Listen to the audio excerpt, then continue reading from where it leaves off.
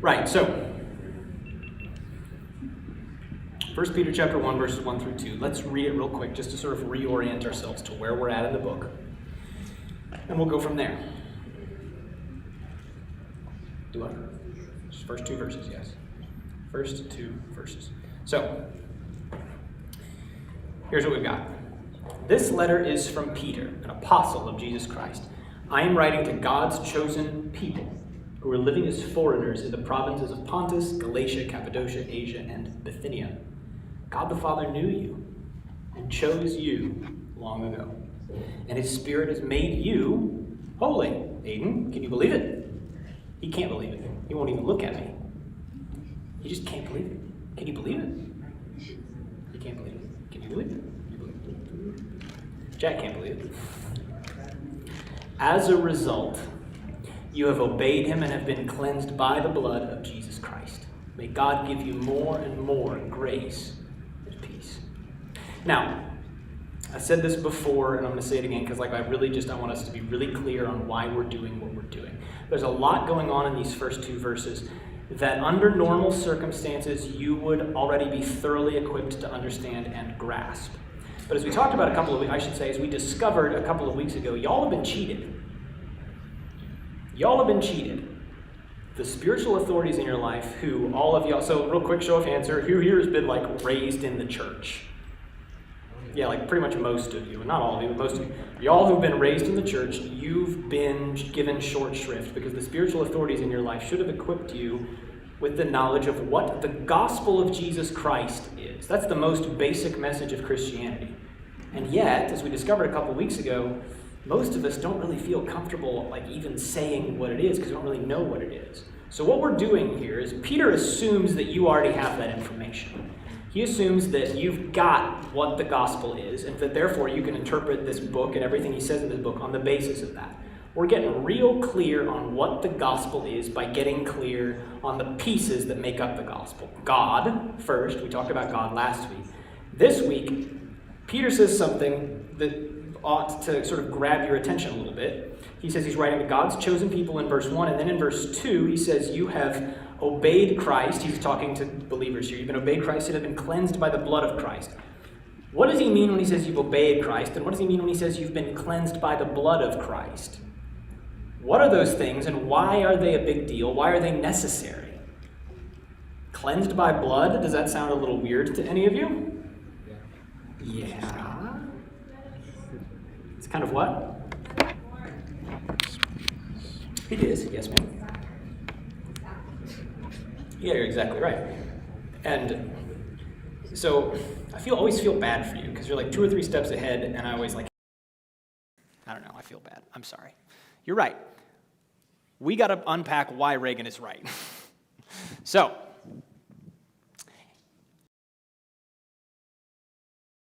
remember? And we tried to sort of come up with a way of saying what God is about, what he is for, what God's purpose. What's God's purpose? Right, to glorify himself, to give glory to himself. And do we remember why that's actually a good thing and not just God being on some kind of weird ego trip? Do we remember why? Do I? Why is it good that God would glorify himself?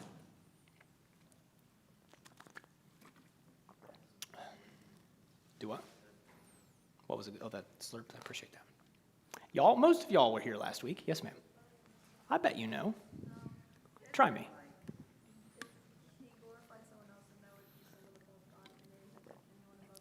Right, exactly. That's part one. Exactly. Right, exactly. He glorifies himself because he intends to give that glory as an inheritance to his people, his children. Those children are Christians, little Christs, those who follow Jesus. Right? But that in turn sort of ought to cause us to ask some questions, okay? So what all this business about cleansing and choosing and so on and so forth? What's wrong with us as we are, just like normal human beings? Why doesn't God just sort of give everyone his glory and his forgiveness and so on and so forth? Why do we even need forgiveness in the first place? Well, what's a sinner? Pretty much, like, God is what is right? We are not right all the time, and we do bad stuff that we shouldn't do, Okay. and that's our reason. Well, how did we get that way? Do what? No. How did we get to be like that way, like busted as you describe? Because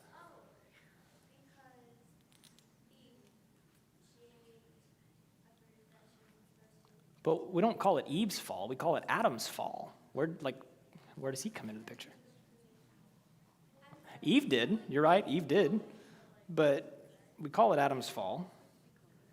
Why do we call it? That's a whole other deal. We'll talk about that, actually. Look, we're going to ask a really fundamental question tonight, Isaiah. We're going to ask a really, basic one. Who are we? And what the heck are we for?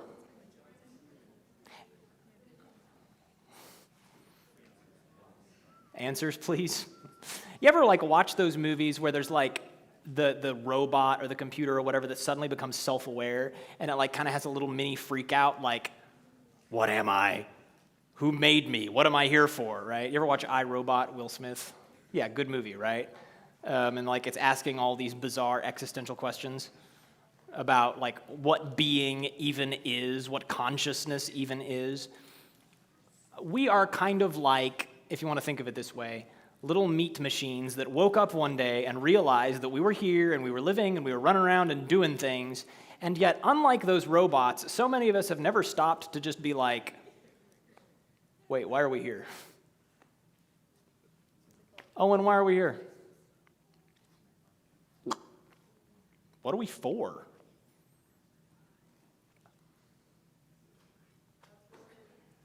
What's that? For God's glory. You're not wrong, but that's a very big umbrella of an answer. So let's press into that. Shoot. To share God's glory with him? Okay. But do we do that? Well, you just said that we were horrible sinners who were constantly stabbing God in the back. Oh, we are? Okay. So we've got ourselves a little bit of a problem here. It seems to me that what you guys have just said is that the thing we were built to do, none of us are doing. And in the movies, when the robot was built to do a thing and then it starts doing things it was not built to do, bad things happen, right? It's generally how those movies go. We'll get to that. So, let's ask ourselves a couple of really fundamental questions here. But before we do, I want to frame the conversation a little bit. Craig Lansborough is not one of my favorite authors, but he does have an incredibly good series of thoughts about humankind and what humankind is. You okay there, Skylar? Okay, just making sure. He says this: as I look at my life, I might ask, who is the person that represents the greatest threat to me? And if I happen to have a mirror around somewhere, I can rather quickly answer that question. What does he mean? Yeah, you are. Yes, Mr. Carr. Okay. Well, I'm just curious, what are we opening back there? Is it okay, just making sure. Because it sounds like it could be a lot of things. What Dr. Lansborough is getting at here is that there's a way in which we are all sort of our own worst enemy. But how did it get that way? That doesn't seem right. That doesn't seem normal. Ever considered that? Why is it that way? Here's another way of asking this. Have you ever spent a day, just a day, trying really, really, really hard to be good? You ever tried that? How well did that go? Went horrible, didn't it? How many of you have never tried that? No, hold on here. Way too many of you are paying attention to your cell phones and not me for that to be the real answer. How many of you have never tried to just be really, really good for one day? Never tried it. How many of you have tried it? Just tried to be really good for one day. Is there anyone who'd be yep, nailed it, was absolutely perfect that day?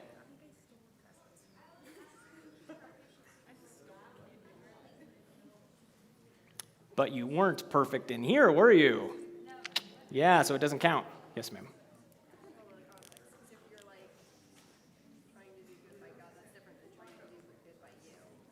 Well, what I'm pitching is that even if you're trying to just do good by your own standard, that does not turn out very well, does it? Right, Meg? Doesn't turn out well. So that leaves us with like a little bit of a problem here. Don't we have free will? Then why is it that we don't just like always do what we want to do? Do what? No. What I mean is like in that situation where you're trying to just like be really, really good all day long, why is it that if that's what you want, that's not what you do? Do what? But why is it hard work? You're right. But like, let's press into that. So like, Paxton, why is that hard? Because we're naturally bad people, okay? I got that. That's basically the same thing. So yeah, sinners, naturally bad people, sure, I think that works. Now, I think it's easy for us to be like, haha, yeah, we're all naturally bad people, and kind of be like, oh yeah, that sucks, but just kind of brush it off as like the sad state of reality. But do you realize how jacked up that is? Abby, do you realize how jacked up that is? Like, that's so messed up. Like, Tia, there's not a single person in this room that is safe. There's not a single one of us in this room that does not have murder in our hearts in one way or another. You realize that? Does that not freak you out a little bit? That's what we mean when we say we have a sinful nature. Now, let's dig into these questions a little bit here. So,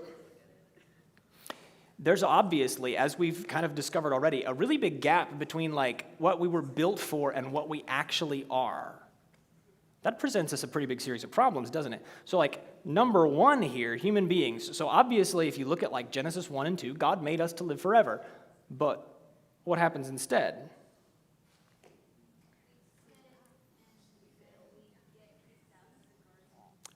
Well, yeah, but I mean like instead of living forever, what happens to us? Well, yeah, we die, we're mortal, and you're exactly right. It's because of the fall. But hold on a minute. Let's not just like assume things here. It's dangerous to make assumptions, you know. So like Daniel, what is the connection between sin and death? What's the connection between Adam and Eve sinning and everyone suddenly like being mortal? Like how do those things go together? Why do they go together? I asked Daniel. You're good, hang in there. You don't know. Is there anyone who does? Reagan, I feel like you know.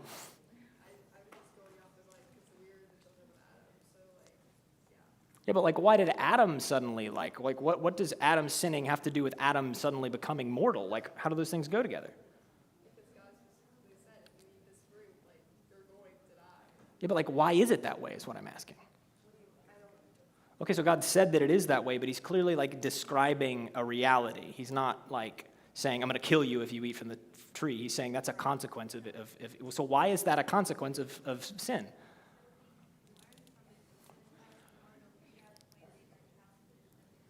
But you can't learn anything if you're dead.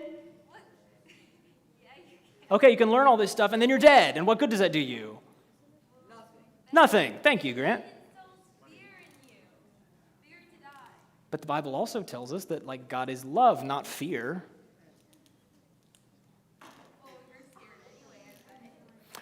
Fear is not the natural condition of humankind. So here's the thing. Here's what we got to get our heads wrapped around. Think of it like this. Do we have any people here who are like into natural life sciences? Yeah? Okay, so Elena, if the sun did not exist, would there be any life on this planet? Why not?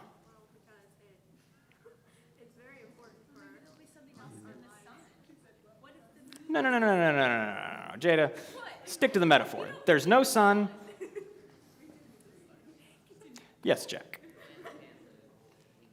You what? Right.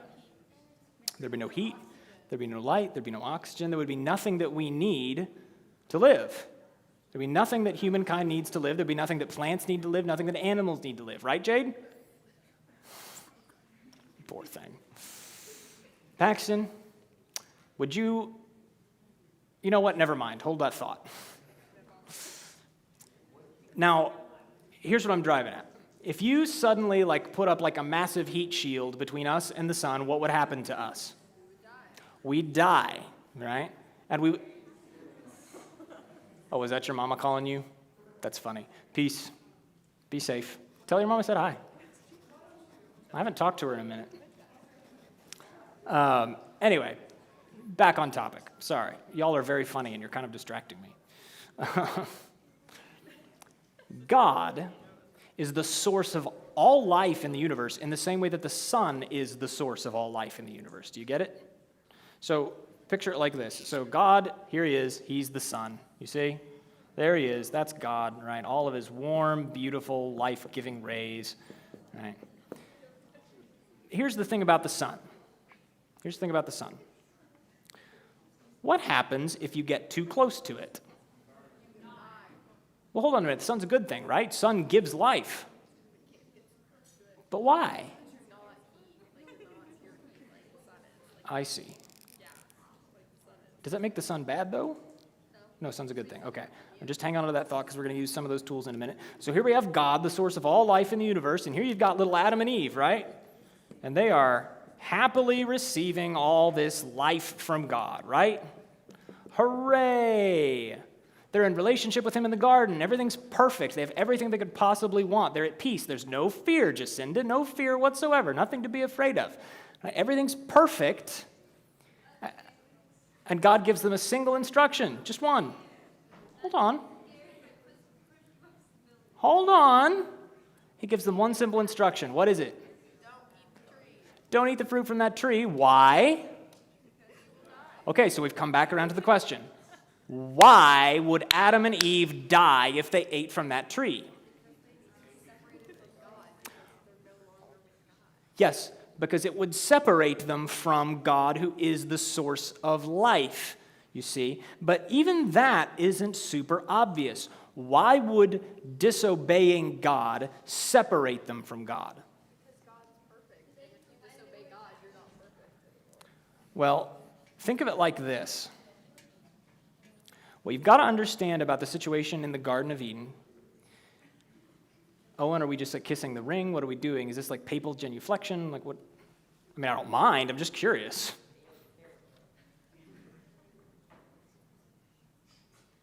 Very good. You closed the loop. I appreciate that. Anyway, if you're in a relationship with someone and you establish like some kind of like normal boundary with them, right? So like Aiden, let's say that like you tell your friend, hey man, like you can ride in my truck, but like don't steal my keys, right? It's a perfectly normal boundary, right? If your friend steals your keys, what happens to the relationship? Kind of gets busted, right? Who here's ever been stabbed in the back by a friend? At two bruta. Because some of those people are in the room. Yeah, I think most of you have. Most of you have experienced betrayal. What happens to those relationships, Mr. Carr? They die. The relationship itself dies. Why is that a problem here? God set up a very simple, obvious relational boundary with them. And here's what it is. This is important, okay? There was nothing magic about that stupid tree, okay? I think sometimes we think that there was something magic about the tree, Isaiah. There's nothing magic about the tree, okay? They're fake. Her glasses are fake. They work on him, though. Good choice. Generally speaking, if like it works on, well done. Anyway, man, y'all have got me all twisted up tonight. It's okay. I like you, so it's fine. If you stab someone in the back, your relationship with them breaks, it dies. God's no different. Adam and Eve stabbed him in the back. He set up a very simple boundary for them. Please don't eat from this tree. Not because the tree was magic or that it was going to magically change them somehow, but for one really simple reason. Let me ask you a question. Where does good come from? Yeah, God, right? Now, you have your own ideas about good, what good is, right? Sure you do, right? Braden, you got your own ideas about what good is? Yeah, okay. Where do those ideas come from? I mean, probably like from your mom and dad a little bit, and then probably from like the culture you live in a little bit, right? And then like from the Bible a little bit, yeah. But do you think all your ideas about what good is, do you think they all line up perfectly with God? No, of course not. Here's what Adam and Eve go on to. Here's what Adam and Eve go on. What is wrong with you people? Is this smack each other in the face night? Y'all are hilarious. Here's the problem. What Adam and Eve do when they eat from that tree is that they are telling God, we don't trust you. We don't believe that you are giving us the full definition of what is good. We think you're insecure. We think you've been lying to us. We think you've been holding back on us. We think you've been telling us that you've given us everything good in the universe, but this tree is the one thing you won't give us, and that must be because you are lying to us. But here's the thing. That tree did not just give them the knowledge of good. What else did it give them? Knowledge of evil. And here's the really horrible, twisted, messed up thing about this. How you and I define good, if it doesn't line up perfectly with God, then it's not good. You see, it's evil. Adam and Eve get horribly deceived here. There's a way in which Satan tells them the truth. He tells them, hey, if you eat from this tree, you'll be like God. You'll know what good is and you'll know what evil is. He's right, but here's what we didn't get from that tree. We didn't get the ability to be able to tell the difference between the two. Do you see? So we stab God in the back. The relationship withers and dies. It's like a massive heat shield goes up between us and him. And now life cannot get from him to Adam and Eve because of what we put up there. Right? Are we okay, ladies? Oh, sorry, Jacinta. You okay? Okay, just making sure. We can call this heat shield death. Death. We were made to live forever, permanently sustained by the life that God gives. But we stabbed him in the back, we killed our relationship with him, and therefore killed our access to the life he gives, and now we die. And here's the thing, this is where it gets interesting. Because you remember what God told Adam and Eve? If you eat from this tree, you will die, right? Well, when they ate from the tree, did they die? Not at first. Not, It wasn't instant. Not instantly. not instantly, but here's the thing. There's a way in which they didn't die right away, but there's also a way in which they died on the spot. Human beings are built with 3 parts.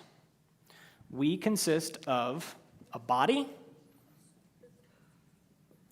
a soul, and a spirit. Back when we were doing our series on gender, we talked about this a little bit, so you might remember some of it. But like those 3 parts, that makes up a human being. Body, soul, spirit. Your body's obvious, but your soul, that's the part of you that we would consider your personality, right? That's your emotions. Yes, ma'am. What's the difference between soul and spirit? I'm getting to that. Very good. Yes, you are right on track. Gosh darn it, Reagan, I like you. So freaking smart. Anyway. Yeah, your soul is you, functionally speaking. Your spirit is that part of you that is capable of listening to and speaking to God. This is the part of you that interacts with God.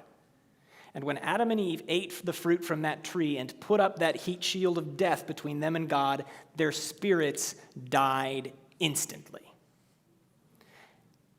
That was the part of them that receives life from God, and it's dead.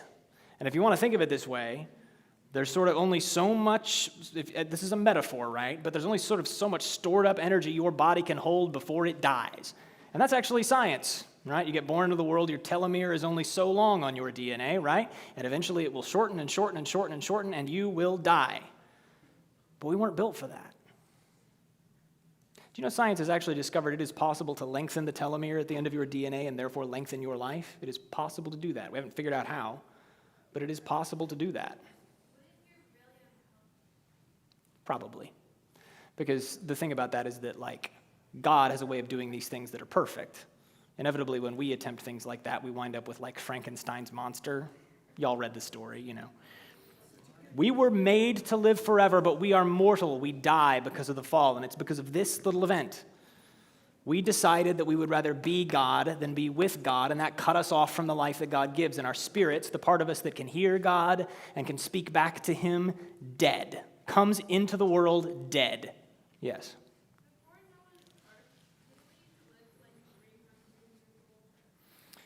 Good question. Write it down. Great podcast question. Honestly, this whole surgery thing has really put a wrench in that. Because I don't want to start releasing episodes and then stop because I'm in the hospital. You know what I mean? Really? Really? Yes, ma'am? Yeah, look it up. It's fun. It's a lot of fun. They're all short episodes, like 10, 15 minutes. Some of them are long if we do like multiple questions in an episode, not the point. So here's something else. We were made to live forever in the garden, but we were also made to be finite. That is to say, we were made to be limited. So Isaiah, what do you suppose it would mean to be immortal but limited?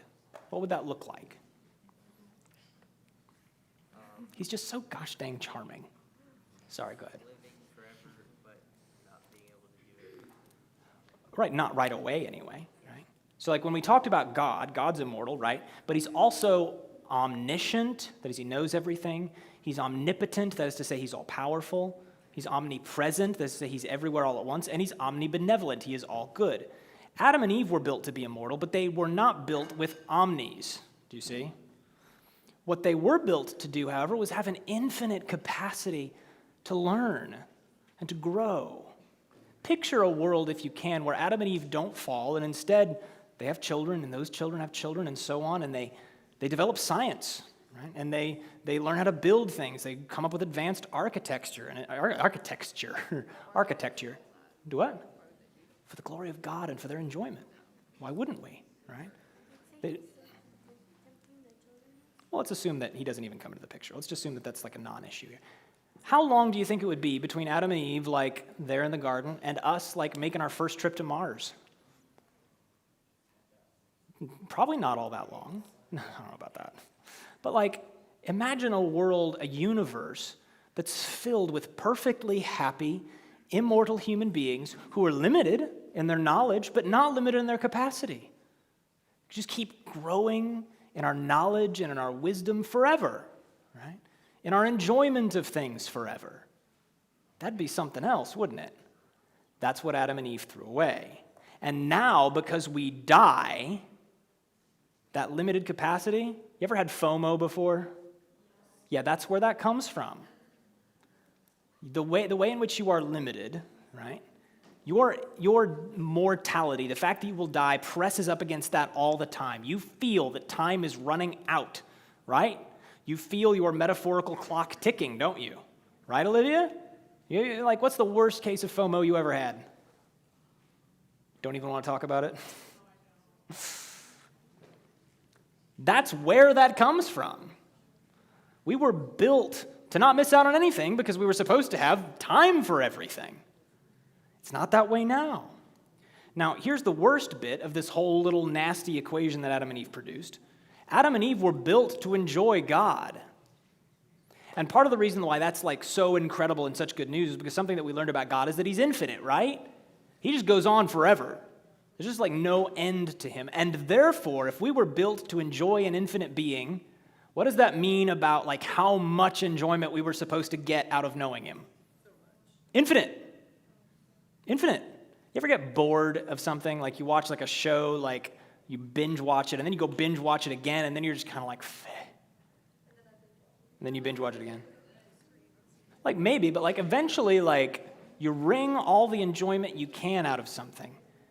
You can't do that with God. You can't even begin to wring all the enjoyment out of him, and we were built to get to experience that. Think for a minute about the happiest you've ever been. No, I'm serious. So Paxton, think about the happiest you've ever been. Just like hold that in your head for a minute. Faith, you too. The happiest you've ever been. Caleb, the happiest you've ever been. Like really? Yeah, Jack, the happiest you've ever been. Think about it. Hold that in your head and realize that God intended that intensity of joy for you times 10 all the time.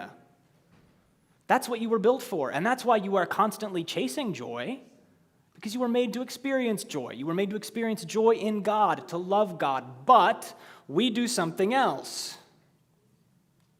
What do we do instead? Yeah, we're designed to love God, but instead we are depraved. That's a kind of a fancy word, but it's worth knowing because it's a biblical word. What do we mean when we say depraved? What does that word mean?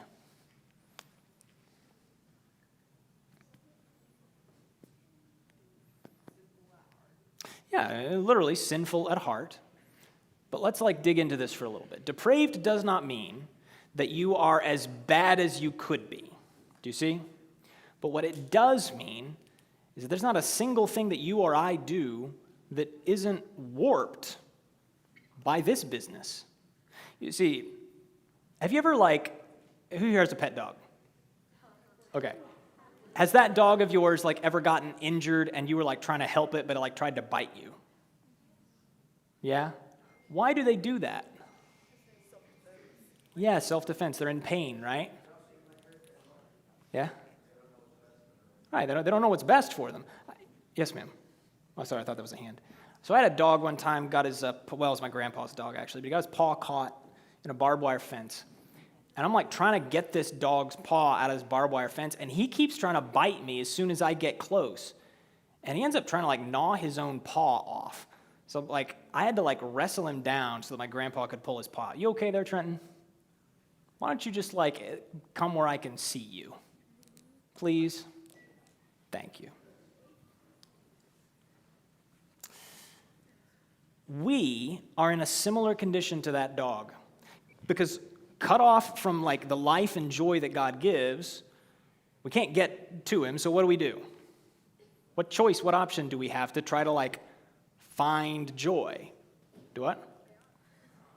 Well, yeah, all we've got is the chaos of the sin-filled world that we've kind of built for ourselves, this nasty, horrible world of death and fear and distrust and anxiety, depression, right?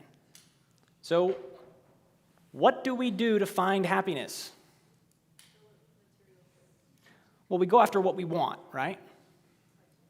We go after what we want. And we try to find happiness in the things that we want. What's the problem with that?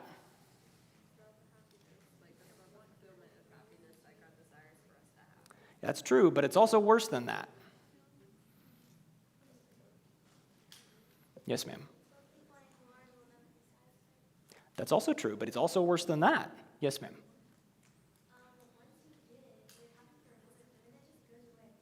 Also true, but it's still worse than that. Also true, still worse than that. Here's the problem. Do what? Yes, and believe it or not, it's still worse than that. Here's the problem that we face, Isaiah. The problem that we face is this. Why are you apologizing? I'm just talking to you. Oh, because you were being disrespectful, and so now you're trying to apologize to me. Yeah, well, I'm kidding. So here's the problem that we find ourselves in. Having cut ourselves off from God, our spirits are dead. And we said God is the source of everything good, right?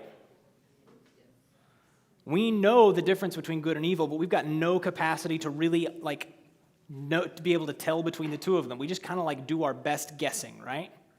And even when we pick what is good, generally speaking, we're doing it for selfish reasons, right? The point is, that original act of stabbing God in the back to sort of try to become our own gods that Adam and Eve performed, right? We keep living out over and over again. We keep repeating over and over again. You see, when we say that we are sinful, sometimes what we think that means, we make the mistake of just trying to boil that down to just we do individual bad things, right? So you lie and that's one sin, and you look at porn and that's one sin. Do what? And we say, oh, we just have a sinful nature and it just kind of comes out of that. No. It's worse than that. Sin is not just something you do. Sin is a cosmic power. Right? It is the spiritual equivalent of Thanos carrying around a fully loaded infinity gauntlet. Okay? Sin owns you. You think you've got free will. You don't. I don't say that to like try to shock you or anything like that, but to communicate to you a very real truth. Here's what I mean. Do you ever do anything that you don't want to do? Oh yeah? Like what? Well, I have to take a test tomorrow, and I don't want to do that. Okay, but are you going to? Yeah, Why? because my teacher told me to. Well, like, what does that have to do with it? So, like, why does that matter? Because if I don't, I know I'll fail. Oh. That would lower my grade, and I don't. And you lower your, and you don't want your grade to go down. So, in other words, you do want to take the test because you don't want your grade to go down. There's a part of you that doesn't want to do it because, like, it's not fun. But there's a much more significant part of you that does want to because you don't want your grade to go down. Do you see? So you are going to do what you want to do. Does that make sense? And then at the same time, like, on like an everyday basis, I don't want to be rude. I don't try to be rude, but sometimes I say rude things. Right. Isn't that weird? Yeah. I think if we all kind of play that game a little bit, you'll find that you always do what you want to do. Now, you might be going like, yeah, that just proves the point about free will. Oh, but hold on. Can you change what you want to do?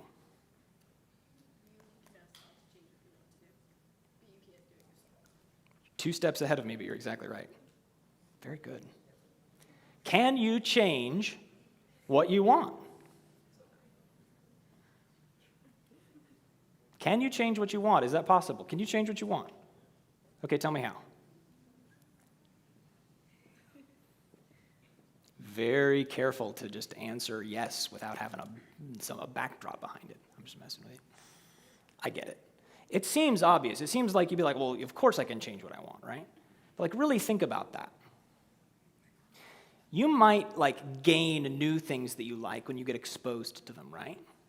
That's possible. But like let's take like, has there ever been a food that like you didn't like as a kid and that you like now? Brussels sprouts, okay. Trenton, what was it? Broccoli, you didn't like broccoli then, you like broccoli now. Okay, so what changed? You simply decided you like broccoli. I think I'm going to start liking broccoli. That's hilarious. That's not how that works, Trenton. I fully believe that that's what you said. That's true. Saying that so, don't make it so. So here's the thing. All the time, we make choices to do things like, well, I'm going to start liking broccoli, or I'm going to start doing X, or I'm going to stop doing Y, right? But here's the thing.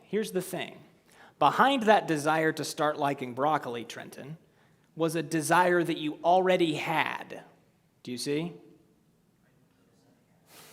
He's lost. But do you see what I mean? So for instance, let's say that you go like, you know what? I want to start eating healthy, so I'm going to start like changing what I eat. Do what? Doesn't work like what? Hang with me. Let's just play with the metaphor. You say like, oh, well, I want to start eating healthier, and so I need to start changing the foods that I eat, right? And then you might say, oh, well, there it is. I'm changing something that I want. But hold on. Behind that is a desire you have always had. Why are you trying to eat better? Because you want to look better, right? Or maybe because you just want to be healthier or whatever it is. The point is, the desire was already there. You already had it. You're just making changes to your life to get something you already wanted. Do you see what I'm saying? You are off track about diets right now. We're not talking about diets. It's a metaphor. Here's my point. You can't change what you want. Neither can I. Not in any substantial way. You could try, right? You might be able to change a habit. But what you're going to find is that if you ask yourself enough why questions, Isaiah, you're going to, wow, that looks uncomfortable. You're going to find that at the bottom, you were already doing something that you wanted to do. We are driven. We are completely owned and motivated by the things that we want. That's what controls us. So maybe here's another way that I can illustrate it before we sort of close out our evening to make this make sense. Noah, can you jump to the moon? Well, what if you wanted to jump to the moon? You wouldn't get there. Why not? Here's what I'm driving at. You can want all kinds of things, but that doesn't mean you can do them. You see? Like jumping to the moon. Maybe you want to jump to the moon. Can't do it. Sorry, Grant. You can't do it.